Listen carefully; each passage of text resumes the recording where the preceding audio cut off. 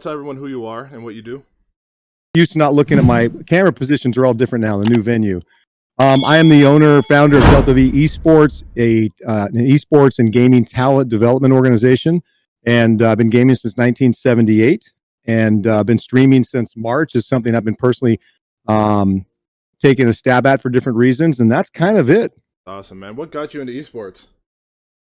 So like I said, since 1978, I got my. So I was 14 or 15.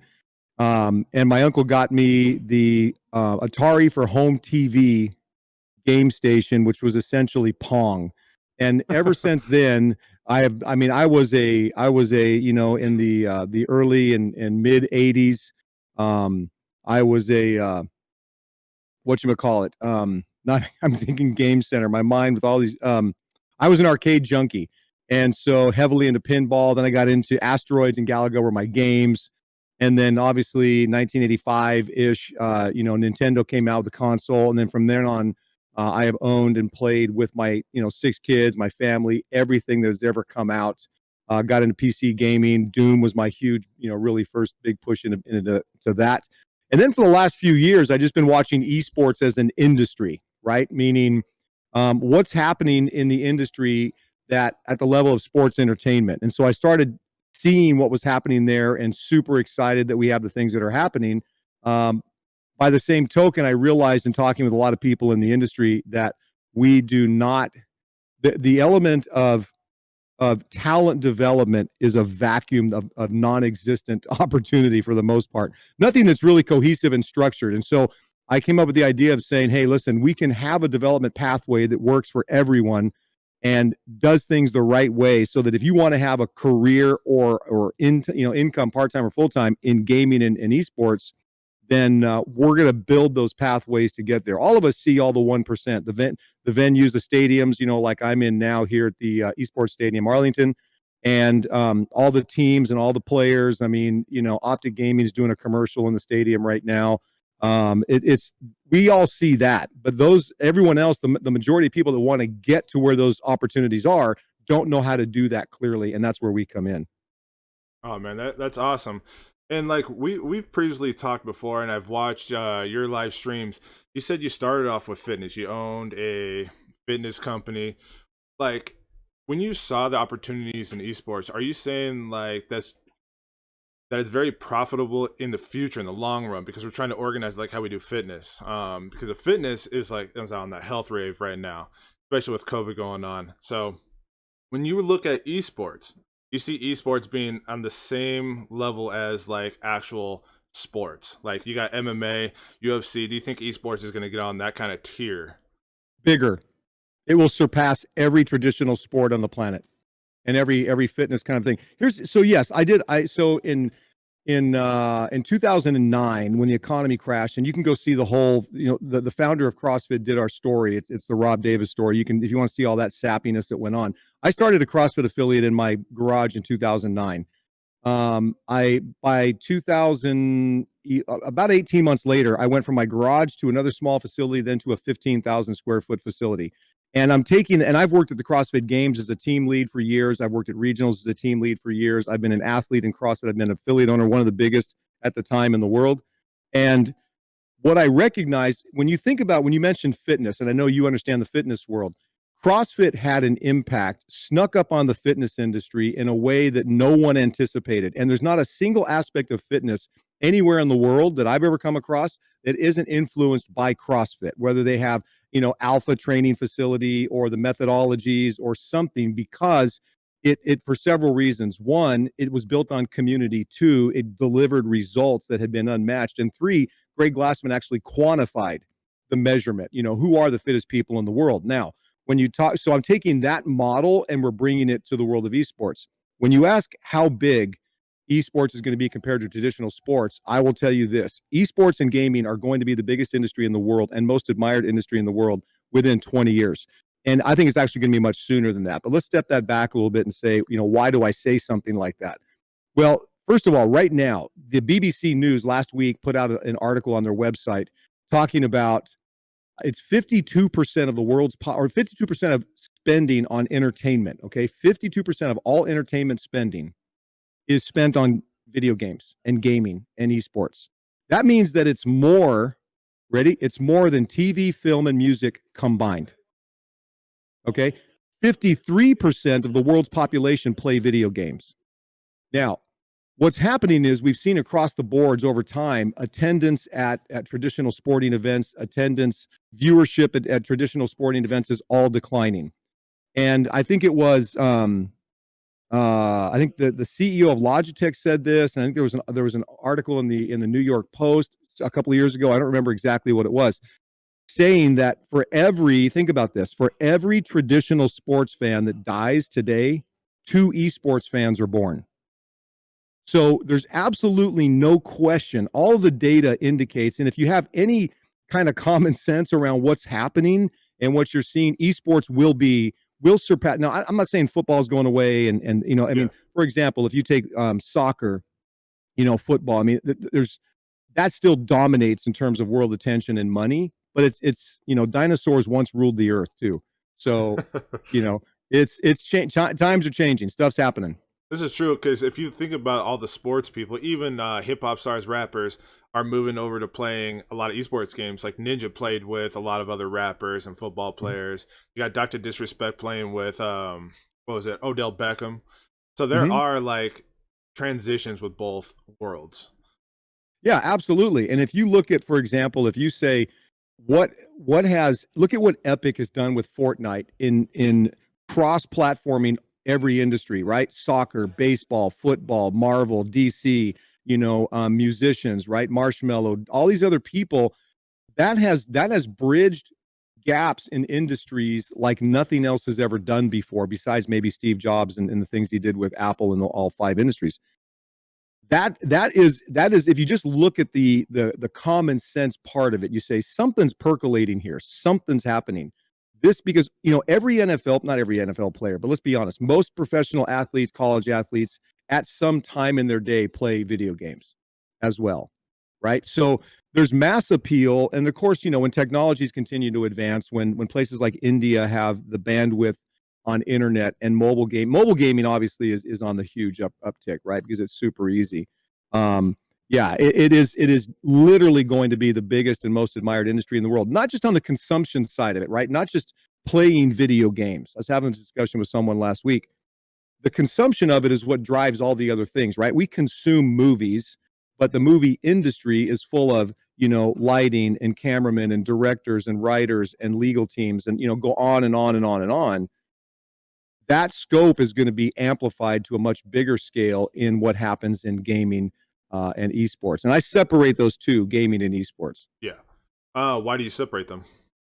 Well, because gaming is in and of itself. For example, you mentioned Ninja, right? Tyler is a gamer first, right? Now he made his big name he can be a streamer playing games, is what I'm saying here, without ever competing. Now he does compete. Maybe Tim the Tapman's a little bit better example. He competes in local tournaments, but he's not part of an esports team, right?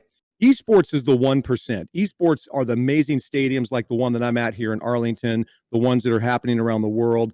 Esports is the 1% of activity that we all that's the sizzle.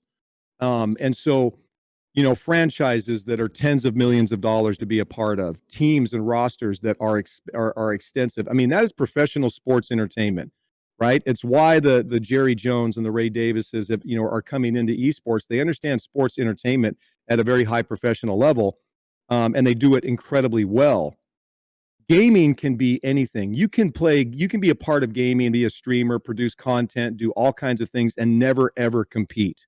So they're two very specific things. Esports is always going to be, from the lowest level, small local LAN tournament, all the way up to events that take place here. But I separate them because of that. You don't have to be in esports to enjoy gaming, have a career, have income, make a lifestyle. Same way, esports is gaming, so it's kind of built in there. Yeah. And here's a off the wall question. Like with COVID, do you think COVID made becoming a streamer or getting into esports harder because everyone's at home?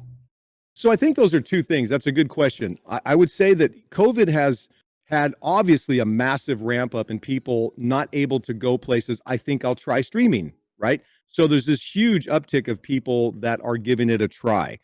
When COVID breaks and we can go back to, the activities and events and things, I think you'll see a huge plummet, because the people that are trying streaming, as an example, are finding that it's a business, that it's difficult, that you have to do a lot of things right to succeed at it. Um, on the effect on the esports side, so that, again, that's a separate kind of a thing. COVID has had a crushing blow on the esports side, in the sense of coming to big events, having big, right? Because I think the League of Legends World Championships this year were supposed to be at the Nest in China again, right, at the Olympic facility there. When you're not able to do those kinds of things, then that is financially a big blow to the industry. Now, that being said, everyone adapts. The biggest thing for me is everyone has to adapt, right? So when we talk about, you're seeing a lot of virtual things and a lot of reorganizations of thought as to how to move esports forward. And so I think for that reason, it's been incredibly positive for the esports world to get outside of just going to big venues and having big events. What else can we do? And I'm looking right over here at the old Texas Rangers Stadium. The other one's kind of behind me, the new one, or AT&T Stadium. These venues are not filled the way that they need to be filled, but they're working on doing other things, and esports is no different. So I'm really excited to see some of that evolution, and then combine that with what's going to happen when we get back to big events. Oh yeah, I believe that too, because like for me personally, streaming has been a weird life, because streaming has been a passion. I have a community as well as yours. I've seen your growth, and actually you've been motivating a lot of the people that's around in my life. And that's why I had to put you on here, because our views and things that we're doing is a very same. Like, we're very close. And when it comes to marketing, with COVID going on, everyone's at home, and the biggest thing I see people saying that works for marketing is TikTok. And the person that I see doing it very well is you. I tried TikTok. It isn't working for me all that well. I still got to adapt and learn. What would be your advice to those people that are having troubles on TikTok? Keep testing. There you Keep go. testing. So I didn't. So what really, I had, it was not really an unfair advantage, because it's irrelevant now. But I put out, so tomorrow I announced the winner of this giveaway, the streaming package giveaway that I announced a while ago. And that video has almost 1 million views, and it blew up, and there was a lot of stuff that happened from that. Now, since that doesn't hit the For You page, I think, very often. I've got a couple other videos that now have gone over 100,000 views. I'm going to hit 40,000 followers. This is all within less than 3 months. And so when I make these points, when I say this is what's happening, I don't say that in a way that is magic. I say that in a way that I relentlessly test relentlessly test. I do, for example, if I do this angle, this location, this lighting, if I do this length of video, if I use music, I don't use music. If I use, right, you go through this whole process of seeing what gets traction. I never worry about when people talk about, well, let's manipulate the algorithm and whatnot. I'm not a mathematician. I'm not smart enough to outsmart an algorithm. What I can do, though, is begin to see what does trend in terms of behavior, and then do what's unique to me in that. Here's one thing I would say when people do have frustrations is that, number one, you do have to test constantly, keep putting stuff out there. And like for me, for example, 15-second videos has been key. And I found I get much more traction with that. But I also think there's a really important key to understand here. And that is, when it comes to something like TikTok, I devour the comments. I devour the comments. And then I get into other people's TikTok pages when people are succeeding, and I see what they're talking about. I don't know if that plays into the algorithm and the fact that there's engagement and discussion going on. I'm sure it does to a degree, because obviously algorithms are predictive tools. They want to know, where people are going, where they're staying, to keep them on the platform. So that being said, it's really just testing. I just relentlessly put stuff out. You're going to see a lot more content now that we're in this facility, headquartered in this facility. You're going to see a lot more content coming out, and I'm going to test if 10 videos a day are good, or if 2 are good, or 20 are good. So the answer, a lot of people give up on TikTok or any platforms because they don't immediately get the results they think they should be getting, or they perceive other people are. And some of it's just pure volume, right? I mean, if Mhm. someone has 10 videos out versus someone that has 800, and by virtue of the fact that you put so many out, you just get better at it. Yeah. right? And so that the reason that platform is so good and so solid right now is simple. It's an organic growth ability because with 2.5 billion downloads, you have relatively few people that are actually putting content out. And so that right there makes you grow exponentially. I would expect, and we can mark it from here now. I would expect that by the summer I'll have 1 million followers on TikTok if I do things right. And that's because it's not about me, it's about us as a community. And I think the message, that's the other thing too. I would say that you have to pick a message that's not, you can either be really entertaining on TikTok, which is the hardest. Like it's the hardest, Yeah. okay? Or you can have a message that is valuable to a community. Like I would pick a Scott D. Henry, right? He's like this guy that if you don't know who he is, you should go check out his content. He's this kind of make you feel good, just guy. He's real open, real honest, kind of a real sincere guy. Or if you consume Gary Vaynerchuk's, Gary V's content. I mean, you have to have a message that tends to be consistent. If you happen to be really entertaining, then great, but it's really, really, really tough. Yeah. Figure out a message, keep putting it out there, keep testing its results, and it'll happen. It happens. So it's basically knowing your why. Yeah, I mean, you have to, that's a big part of it. Everyone tunes into the radio station WIFM, right? What's in it for me? Anytime I put out content, I'm always thinking to myself, what am I delivering that answers the question of a viewer, what's in it for them? And so um sorry, my phone is blowing up. There's one message I'm just kind of make sure that I don't miss. I'm always interested in knowing how it benefits you. Anyone watching, what do they get out of it at the end of the day? What do they walk away with? Is it motivation? Is it instruction? Is it happiness? Is it they got a new tool that they can use and do something with? So you have to know, yes, what your why is, the why the reason behind doing the things you're doing, but then the message has to be focused on everything that's of value to that viewer. If you're in it for ego or hey, pats on the back or follows or likes, irrelevant. I mean, you're going to lose every time. You'll chase that forever. Through that. So I also see that you sell product online for streamers, upcoming streamers, that you'd be helping them. Is that something that you're still doing? Because since you moved to this new facility, are you still going to be selling a product that helps other streamers?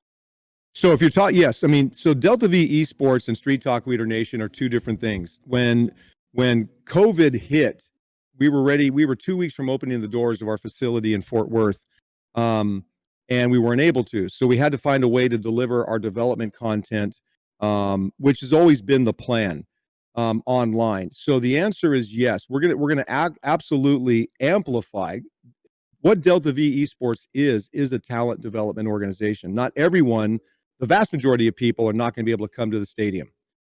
So in that case, we have to be able to provide ongoing learning to an online audience. I mean, in my stream, my Twitch stream, I have people from all over the world, and obviously they're not going to be able to come here every day to be trained. So we will be training, working with players. Now, when I say players, I'm always a little hesitant. We're going to be doing something. We're not training pro level players, but player development. So development in these areas: player, coach, broadcaster, streamer, video producer, event coordinator, stream man or Discord management. The kinds of things that would actually you can learn to get the right skills, the right approach, the right experience to be able to begin making money in any of those pathways. If you learn to be a great Discord community manager. And that's, you have someone has a very big community. You can make money doing that, right? Running someone's Discord, doing it correctly, growing it. But you got to learn those skills and gain that experience. You want to be a coach, you want to be a streamer. So all of those pathways will be available in real life here at the stadium that we'll be announcing. We're working on all that this week, as well as that we'll push even more online content so that people can um, have those abilities to develop. So yes, that's all coming. It's what has always been the foundational piece of Delta V Esports until we have physical locations all over, just like in the CrossFit world. We'll have alpha facilities and affiliates worldwide from Delta V Esports. I actually have a very high level of respect for that, just because it's like for streaming or even content creation for gamers, there's not a lot of learning. It's all about self learning. It's all about, all right, like I have to look up all these YouTube videos, I have to Hmm. learn myself, learn how to do it. But with how you're doing things, it gives them a mentor. There's a lot of people that need mentors, and I, Hmm. in the Discord community that I'm a part of, that I have created, I've learned that there's, when it comes to the gaming community, you get different versions of people. You get like the nervous people, you get this, the people that are insecure or everything like that. And with mentors, and even myself or you, is molding them into believing in themselves and learning the tools to better be a streamer or a gamer. So I like Yeah. that. Yeah, I mean, we have to remember and understand that the how-tos, and I did a TikTok video on this a while ago. The how to do how to become a streamer, all the how-tos are out there. What equipment to use based on your budget, how it's all there. But that's not the how-to isn't what keeps people going. People want to feel as though, they have a community that supports them, that they can hear people talk about all the same concerns, frustrations, worries, whatever. We're all having them. We all have issues, and that collectively, as the community, you are valued for your input, and you're also valued for what you take out of it. But then you got to have a structure, an advancing structure, right? Like the Patreon that I started for the streamers, which I haven't been able to put. I'll put some new content out today. I'm walking people through some very foundational steps as we pilot this, and then we'll start getting into very specific details. But let's be honest, no one needs to know. You can find how to do this, but you need to understand, you need to have the motivation and support when times are tough to continue doing it. That's the problem. And that's what we're building here. Local communities, international communities, communities that, our ecosystem of development in all these areas will be so interconnected that there's no way to fail unless you literally just unplug. True. It's definitely the people aspect, because like you said, you can look up a video on how to set up and do anything, but if it's a community, dude, it's like when you talked about CrossFit blew up because it's a very tribal Hmm. event, and Absolutely. us humans are very tribal since the dawn of time, and Absolutely. the way we set up the gaming communities is tribal. 100%. So it's 100%. that's how myself. Everyone wants to belong, Yes, I right? agree. Everyone wants to be part of something. And people are asking, I have people that are surprised at how much traction I'm getting, and how much attention. And I always say it's not about me. All I'm doing is opening up the valve, right, if you will, of tapping into people's, deep-seated emotions and passions for something that they love, like gaming and esports, telling them that it's okay and that in fact it's going to be massive. Oh, and by the way, we're going to help you get there. And so it's not like, I mean, I'm no kind of gaming or esports guru. I'm a community member that's been around gaming for a long time. I love it deeply. I think it's an amazing industry. It needs a lot of structure brought in. In the end, and that's what I tell people, this is our community. We're Yeah, doing this, and that's part of the frustration people have had with I'm glad that all the 1% spending on great stadiums like this and teams and events is happening, and it's always going to happen. And I'm grateful for that.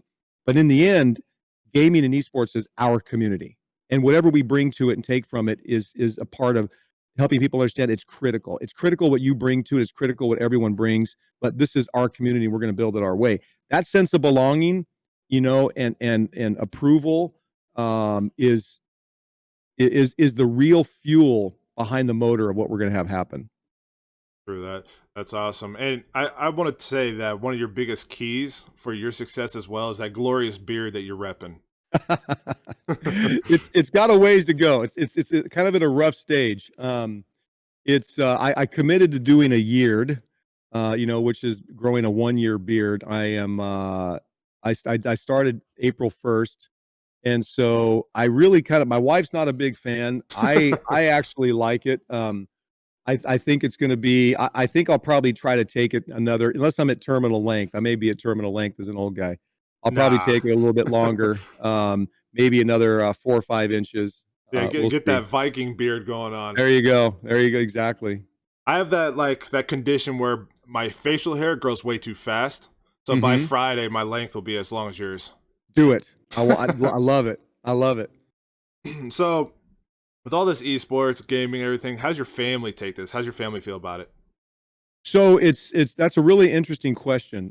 So my wife and I, we have 6 kids that we've raised in our 32 years of marriage. She's always known we've gamed. We've just have always gamed. And of my 6 kids, 5 of them still game. My oldest daughter's married with 3 kids, and she doesn't. Her kids are very young, um, and so my wife has no understanding or comprehension of gaming and esports at the level that I'm talking about. Not her world, not her thing, but she's incredibly supportive of me.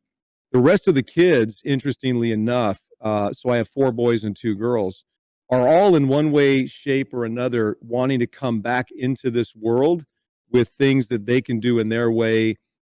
Everyone it's really interesting when you go from being just dad, right, to someone who's saying stuff that the world is paying attention to. And wow, now you're like dad, but people think you're cool or you're saying really cool stuff. And so it's been fun. I mean, everyone has been incredibly supportive. And I think if anyone knows me, it's probably because I don't have an ego in any of this. This isn't about me. It's not about, I'm not looking to get anything out of this other than open the pathways and help as many people as I can to live their dream in gaming and esports. That's my reward, right? That's at the end of the day when I'm like, I mean, listen, we all love, the kudos and the comments and, the people that support. And I will say this, it's really interesting. One of my sons who follows my TikTok, he told me the other day, he says, I'm always going through your comments because I get a lot of comments throughout the day. He says, you hardly ever have anyone negative. And that'll change. I mean, the more famous you become, you're just going to have that. But I think part of that is that my kids and family are so supportive because the message, and this is the part my wife really understands, is that I'm out to help change the world in the way that I can leave it behind, and everyone else can go on. I mean, I'm only going to be here another 51 years, so I got a lot to get done in that time. And that brings a lot of support. If I'm out here going, hey man, subscribe to my channel, donate, buy my merch, it's all about me. That's fine if that's your thing. It's just not my thing. And so they're incredibly supportive. That's awesome. Has any of your kids voiced that they want to be a streamer? I wish my youngest daughter would stream. They've all tried it at one point or another. It's My youngest daughter would probably be the most. She's 17. She is very talented trumpet player. She's in a local the Fort Worth Youth Symphony Orchestra. She's a very hard worker. When she gets on stream, plays Fortnite with her, or she gets on and plays Fortnite with one of her friends, everyone in our organization that's been around when she's done that is like blown away, crazy excited. Like, why is this girl not streaming? Because she goes nuts. So she's too busy to do it. But yeah, a couple of my other kids have tried it. But streaming requires a huge amount of discipline and a huge amount of commitment to make a living at it. And you have to be committed to the reasons behind it. So yeah, none of them are right now besides me. Well, that's not. I do have one of my sons is getting ready to launch his streaming. We're doing something different. He's doing something in the music world, so he will be. Yeah, just wait till Papa Street sets up the world, man, then your kids will follow. It's gonna be crazy. It will be. I have a stepdaughter that plays Fortnite, and she'd be killing it on Fortnite. And she actually wants to start streaming because she sees me stream, and Yep. I gave her one of my Elgatos, so she'll be on there soon. Nice. So when it comes to all this esports and family, what is your daily life? How's everything going? Because I saw you used to stream in the morning and streamed Yep. at night. Yep. How is your daily life now? Okay, so for those that aren't aware, we are now headquartered in the Esports Stadium, Arlington, and our offices are in the back. If you look, here, this is where the stadium is, the actual stadium inside. This has been the LAN and gaming center back here. It is now. I'm going to use it as a development center. I'm going to completely end up consuming. This is where people will be able to come and train the ones that can physically be here. Um, it's my daily life is I've never been one to sleep a lot, but I only have one kid, our youngest daughter living at home. So it's my wife and I and our youngest daughter. I've always been a workaholic, so not much has changed.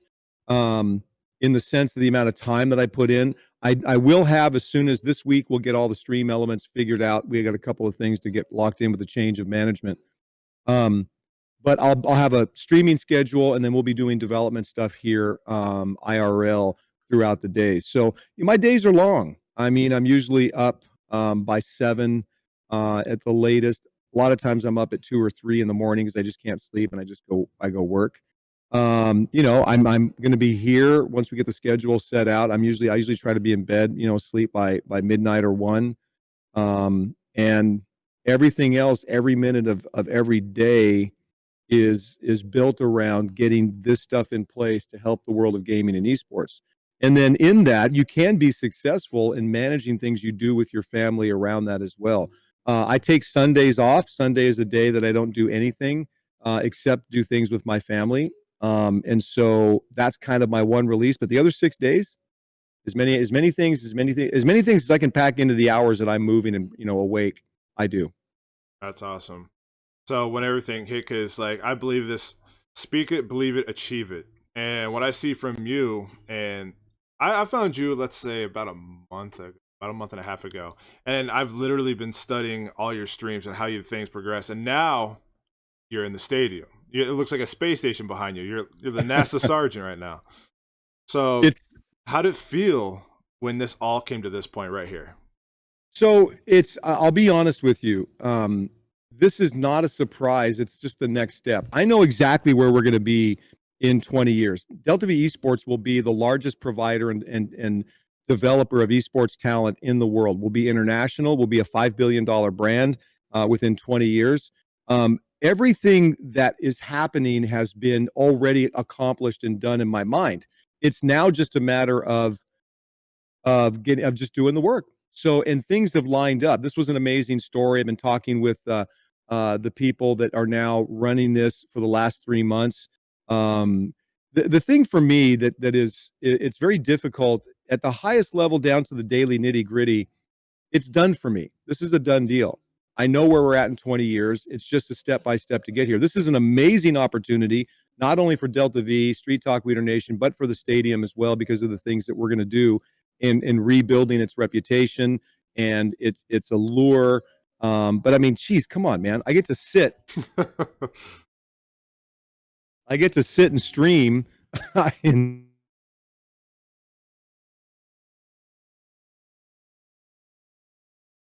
Looks like we lost him for a minute.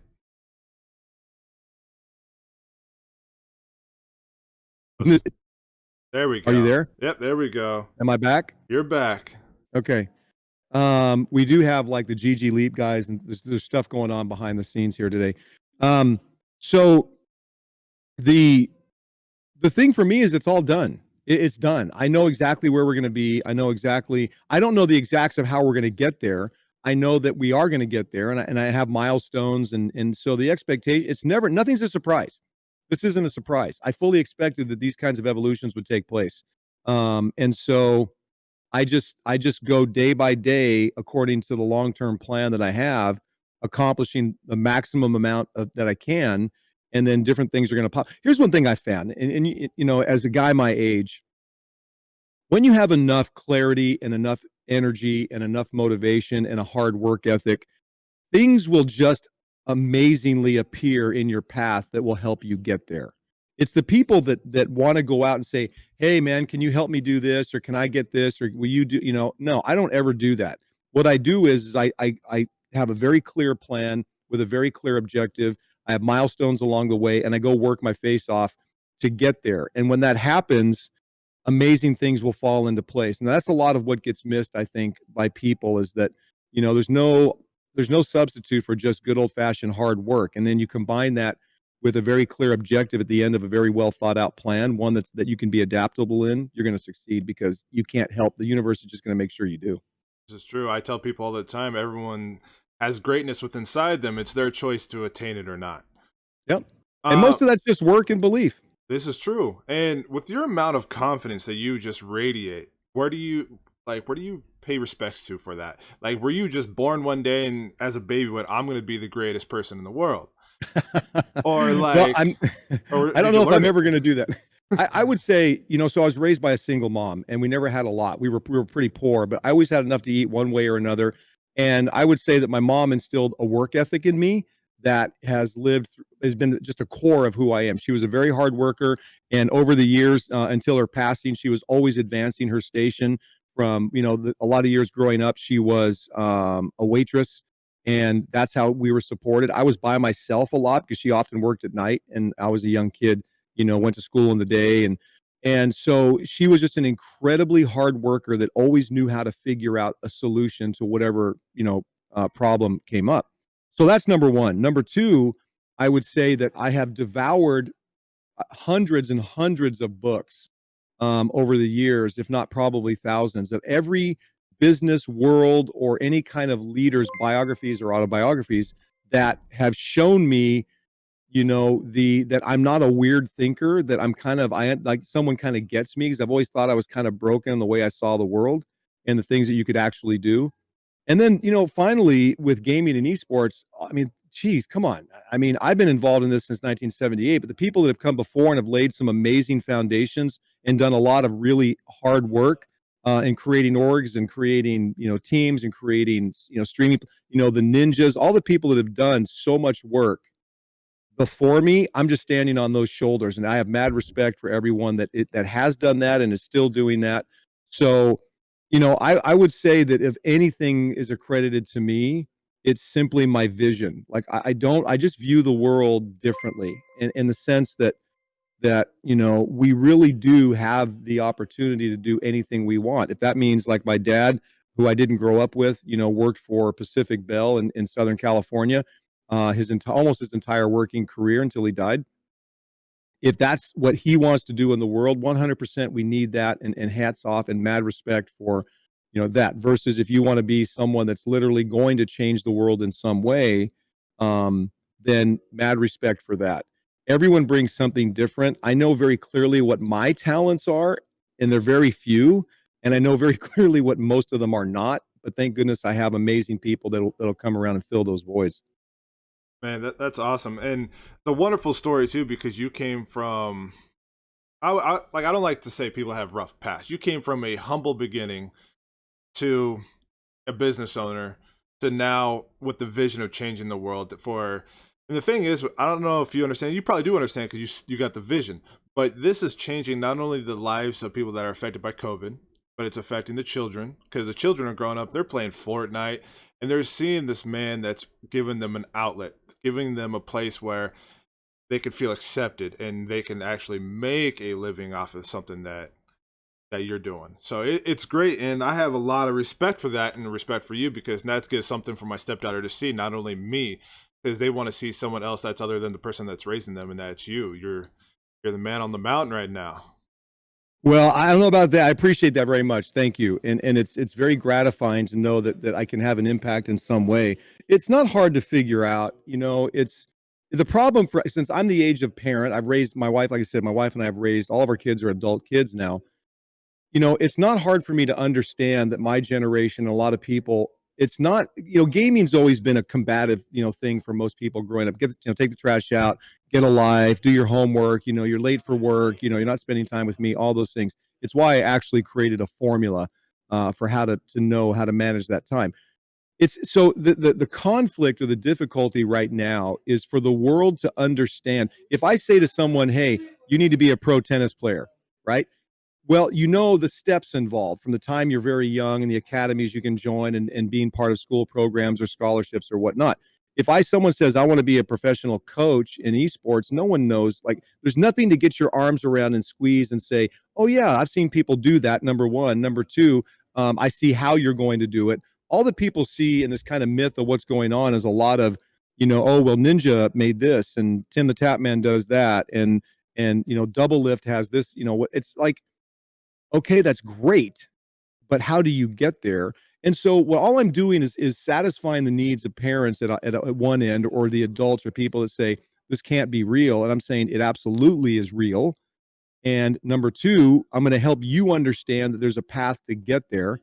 And the other side of it, from the people that want it, I'm going to validate it and say, yeah, everything that you have seen and felt as you've watched content creators, especially people that are under the age of, let's say, 25, who have grown up around watching YouTubers and social media influencers and gamers and people that are making money doing something they love.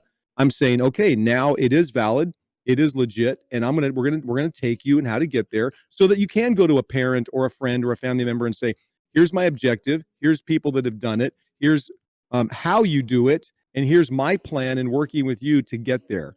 And that being the case, all it does, like I said, it just unlocks people's excitement. It quells the frustration because now they have someone that says, absolutely, let's do this. But not just absolutely, let's do this. Absolutely, let's do this together in the right way in a process that will deliver the results of whatever your personal objective is. So, it's like CrossFit is not science, right? They didn't do anything. They don't, a CrossFit workout is nothing unique. Deadlifts and handstand push-ups, and you run and you throw whatever. It's not, there's nothing unique, but the way in which it was all put together, it has to deliver results, it has to be community based, there has to be a culture around it, and it has, it's that magic. It just unleashed a lot of people's frustrations with spending a lot of money with trainers and doing the same old, I'm doing back and buys, today or whatever, not getting the results they wanted. Well, CrossFit delivered results in a community way, in a way that was incredibly entertaining. If you have any competitive spirit about you, it unlocked a lot of people's frustrations and the limits that held them from doing more. And that's all that we're going to do here with Delta V Esports and everything that we have going on. Yeah, that's awesome. I got two last things. One, we actually just got rated. Everyone here, this is StreetTacoEater. This is the man, the myth, the legend. I don't know about that yet. Hey, legends are always a growing part of the world, so it's nice that we're able to chat with one right now. So, and then secondly, there was one of your streams that stuck out to me that I actually took to heart, and it's the branding. It's because you also was talking about all these people that cuss and go crazy on these streams, and you're like, that's not really so much that you should be able to be focusing on, because you should be focusing on branding. How can you be branded? And if you're like this belligerent person, how can you brand that to this person that's professional and entertaining and informative?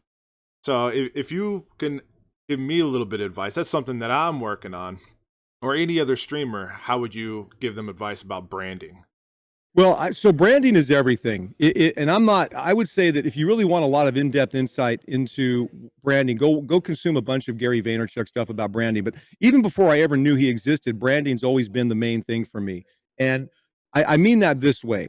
Look, if you want to be a vulgar, language, toxic kind of person in your environment, whether you stream or you're on a team or you play with buddies or whatever, completely up to you. 100% do it.